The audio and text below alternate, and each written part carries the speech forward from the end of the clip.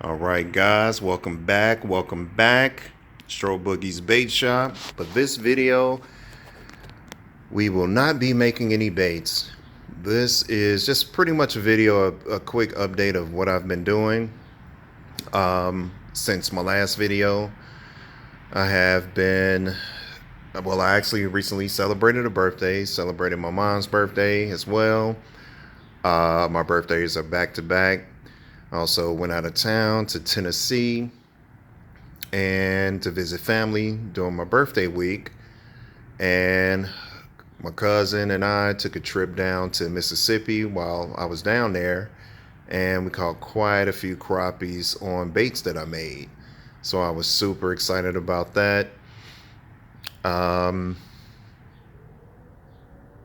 Oh, a special shout out to everyone that have bought baits from me on my social media pages, on Facebook as well as Instagram. So I really appreciate you guys for your continuous support. And I'll be posting some new baits that I've made with quite a few molds that came in, along with some pigments. Got that motor oil, guys, and it is a awesome coloring. So I'm super excited to show you guys what I've been working on. But this video specifically is about the upgrades that I'm doing and have done to my Xen 133X.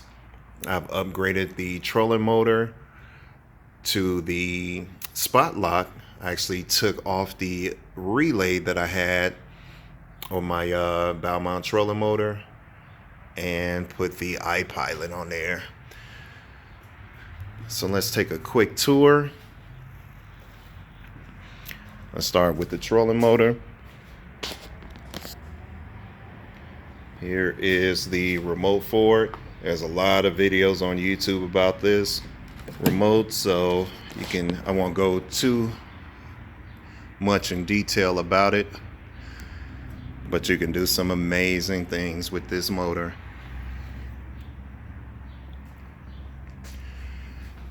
Very simple and easy assembly. All I had to do was remove the old motor head. There's 2 screws back here, 2 screws in the front. Pop off the motor head, put the iPilot motor head on. I didn't have to do any rewiring in here. And I just ran the cord from the new motor head straight through this cord here. And I plugged it into this outlet that runs into the base of the motor. So the cord from the motor head has another cable here that has a black and white wire on here. So in order to attach this,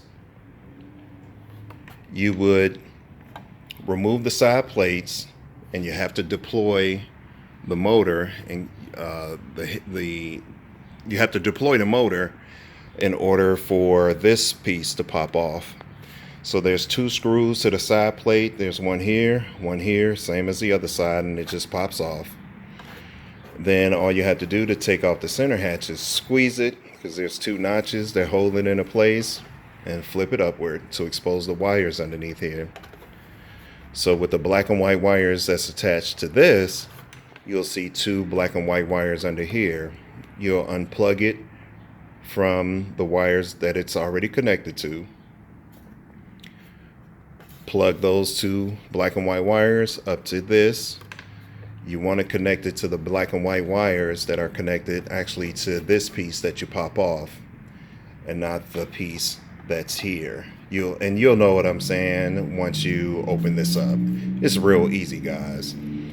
Once you plug these 2 black and wires to the black and white wires that's connected to the actual centerpiece here, the 2 that's exposed, that's sticking up from the base in here, you'll just take some heat shrink tubing, put it on there, take your heat gun, shrink it so that water doesn't get exposed to it, and you're done. Just put this back into place. You do have to remove these. There's screws, there's a base that holds these wires into place. There's one screw, and it's real easy, guys. You'll just take the screw out so that you can thread this wire in here. It's real easy, guys. I promise you. It's plug and play. And I thought I would have to program the remote, but the remote is already programmed to power it on. Just hit the check mark button and you'll get this screen. Just hit this button here to OK, and you're ready to go. The center button that looks like the pedal, that might be the wrong term for it, but I'm doing this on the fly with no editing.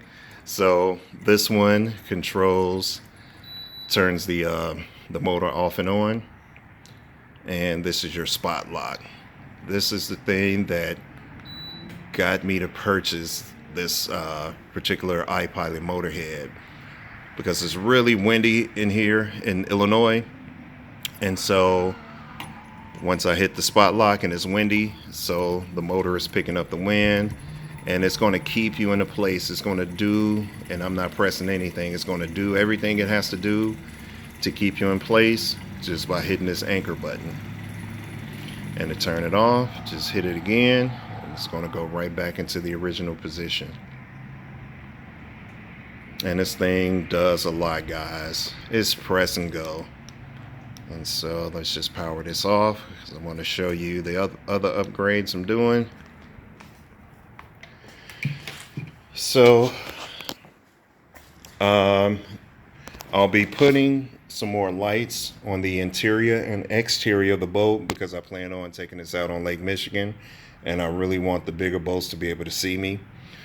And so I plan on putting some white lights on the outside of the boat along this flat piece here, and I'm gonna put maybe about 3 lights on each side. I'm gonna take the red lights and I'm going to put them here. I might put 2 on each side, maybe 1 on each side should suffice. Yeah, I think I'm gonna just put 1 on each side. And then back here, since it's a little shaded, because I always travel with 2 batteries, I plan on putting 2 lights here. And I might put 1 behind, well, I have the 2 here, the blue ones behind the seat. But I do need to put some lights here, because this area is pretty shaded at night. And I always travel with 2 batteries, and I have another outlet like this that I purchased. Actually, the whole setup, let me move this back.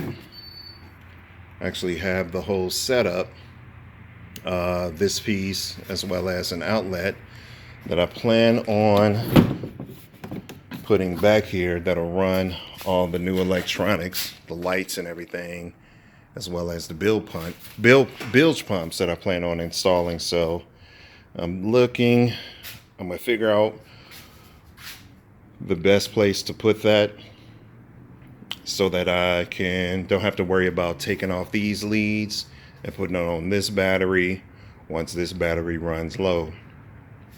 Now this battery here, 1 battery, I can be on the water for about 4 hours,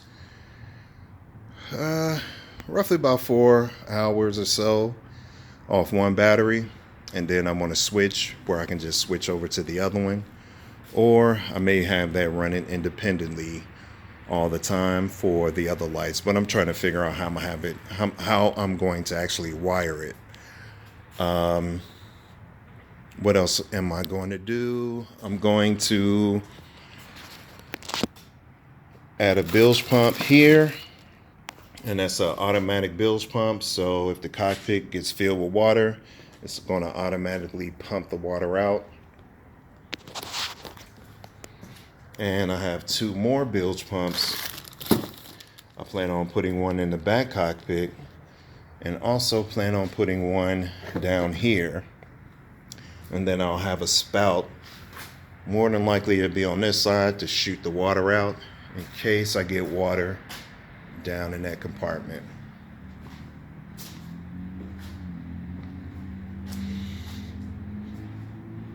Also, the other upgrade that I did was put the extended arm on here.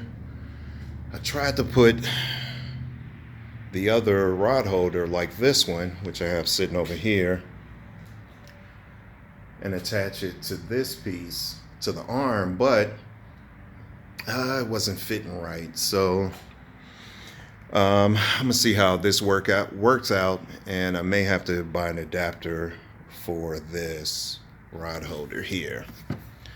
But we'll see how it goes, because I plan on doing trolling on Lake Michigan and in other bodies of water.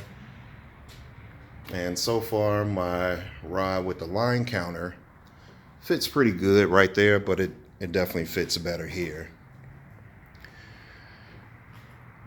I have a couple of camera mounts that I plan on installing. Maybe one right here. I'm not sure if I'm gonna have it pointed in my direction, because I have a few action cams, and I do plan on putting one right here. I also plan on, and I'm gonna put this actually on this gear track here, because I need access to this outlet, because I plan on putting my GoPro on a pole that I have, and because I want to give you guys that over-the-shoulder shot. I have my anchor trolley system ready to go. I have to do something with those cords though. I'm not sure if I'm going to keep it that long, but that's the anchor system.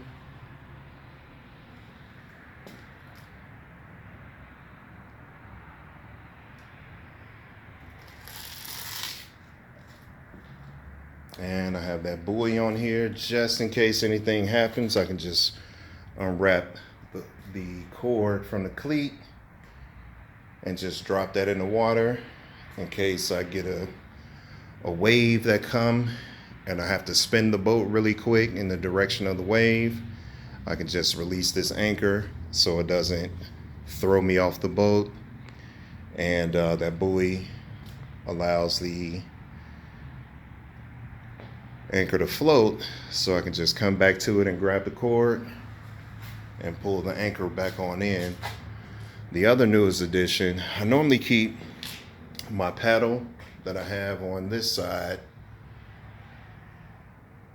over here in this cavity, but I just got my measuring board, and it fits really good in that cavity.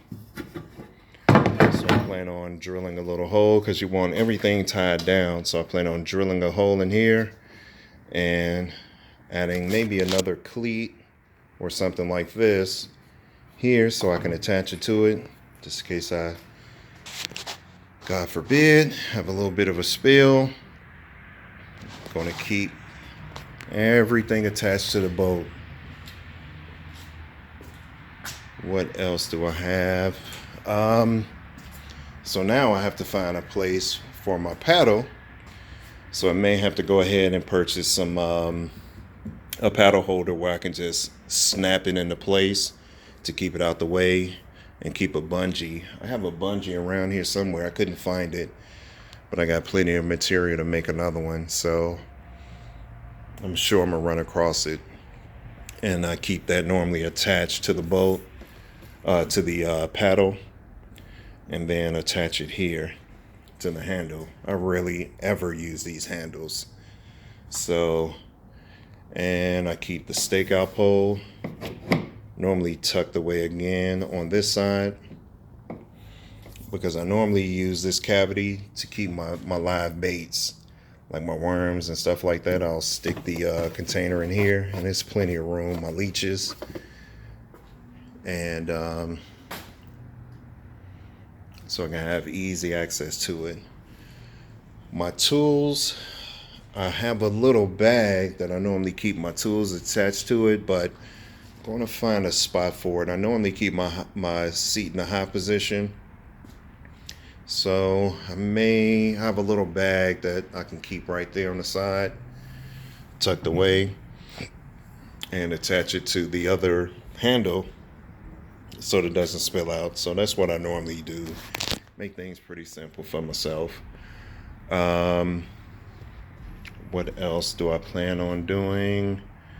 I think that is about it. Oh, this little emergency pedal I normally keep in this compartment. I can stick it in here, move it to the side, either side, where it's out the way. So when I put the bilge pump in here, I'm gonna have to keep it on that side, so so it doesn't bump the bilge pump. And I plan on keeping the bilge pump strapped into place with some Velcro that I have around here somewhere. I think it's over there in that cooler of goodies that I got over there. What else is there? And of course, I'm going to strap my batteries down. The other thing I have to figure out is I have this Yak Attack net that I really love. And I know you guys have seen this on YouTube. A bunch of videos out there about it. Once you grab the net, this piece lays flat in your forearm, and you can just kind of flip it.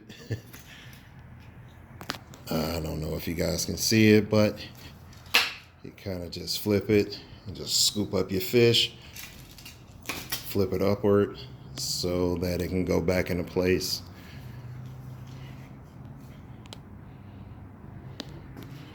Cool stuff. And I just need to find a spot for it. Until then, for the bodies of water that I do fish, I just take this one with me.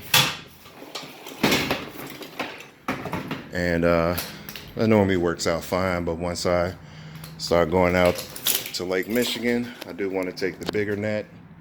Sorry for the lighting. And or one of these nets over here. So got a few options. And just a quick look at my PFD. You have to be safe out there in the water. So this is the old remote control to the bow mount trolling motor. And so of course I'll be getting rid of this. And you definitely want some tools to be able to cut any lines if you so happen to take a spill. You want to be able to get yourself untangled, and also keep a pair of clippers here just in case I get tangled around some line, God forbid. You got your emergency beacon. I have also another emergency beacon here. You have your whistle. I have a bunch of survival items in each of these pockets. This PFD comes with a lot of pockets. I also keep my radio in case I have to radio for an emergency from the Coast Guard. I just tuck that away in here.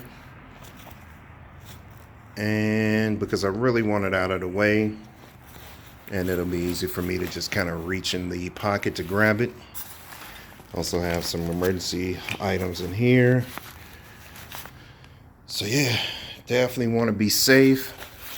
And I do plan on putting some reflective lights or reflective tape on my PFD that I have tucked away in here, because you always want to be visible when you're on large bodies of water. I also have, let's see, where is it? A couple of lamps.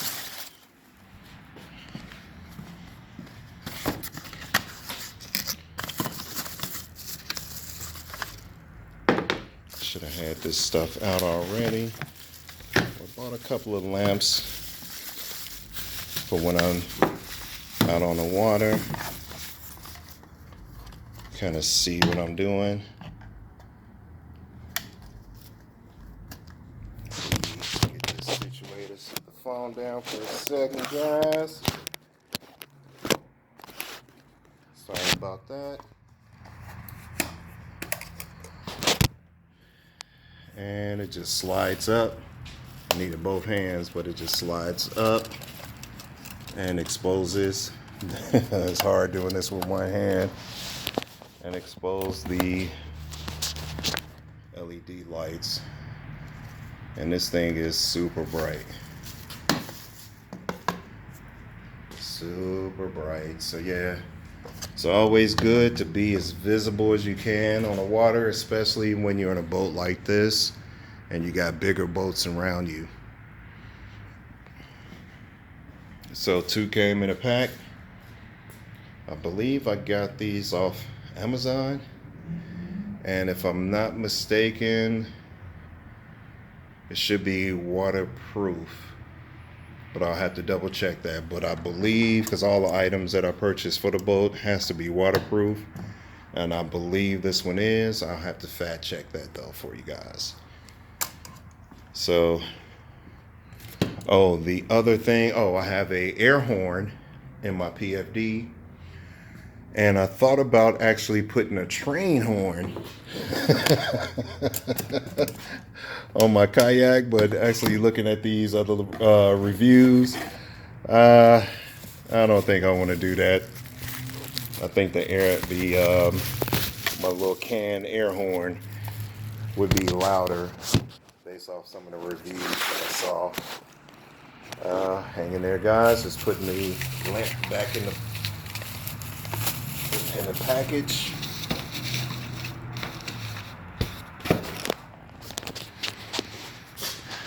So yeah, that's the setup. Once I get done, the cockpit will be completely clean, and all I will have is my live bait, and of course I got minnow buckets, and that I can tie down to the handle, throw over the side of the boat. And I'll also have my seat cooler. This thing is awesome, guys. Awesome, awesome, awesome. It keeps iced up all day long. Great accessory. And I hate to show you guys this because of all the updated fish finders now. I want some live views, some live scope, some mega scope, some mega views. I do want to add that, but I do not feel like dropping $3,000. So I'm gonna just keep my little toy for now. It does the job. But yeah, I know you guys are putting all these high-tech electronics on your boats, and hopefully I'll decide to one day upgrade it. But for now, it works okay for the lakes that I fished so far. But I do want a better fish finder. So yeah, guys, this is the setup, and I thank you guys for hanging out. Remember to like, share, and subscribe, and be on the lookout for my next bait making videos. Until next time, guys. Peace.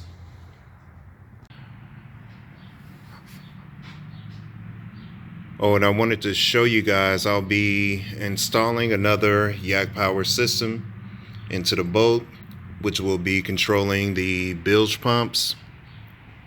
The one in the front, the one I plan on installing in the back, and the one in the cockpit, in the compartment. And it'll also control the lights that I plan on installing. And it will run off the second battery. So I just wanted to give you guys that bit of an update. Yak Power System is a awesome add-on. Alright, so until next time, I will see you at the bait shop or in the garage once everything is hooked up.